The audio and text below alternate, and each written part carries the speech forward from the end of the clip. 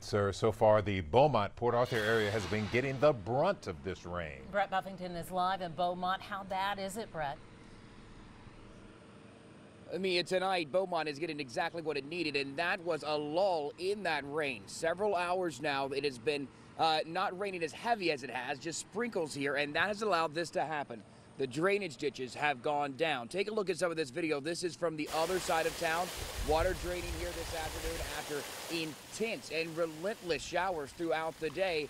The good news, the water is draining. The bad news is the bayous that the ditches drain into, they are filling up now to their banks. So if this city has to deal with the same kind of rainfall that it dealt with today, tomorrow, this could be a completely different story as to where the water goes. Take a look at this video. We were in Port Arthur earlier today. The big concern with the rain here today has been localized flooding in low-level areas. This intersection, it's known for filling up with water quickly, and it did exactly that today. You can see cars making their way through that. No major problems here reported. We did see several cars stalled out in water and tow trucks pulling them out. Intersections where underpasses go down that quickly fill up with water. Notorious flooding places here in Beaumont and in Jefferson County. They flooded today.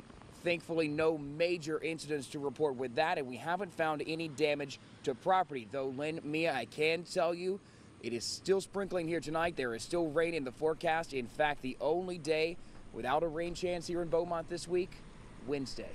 We're live in Beaumont. Brett Buffington, KHOU 11 News.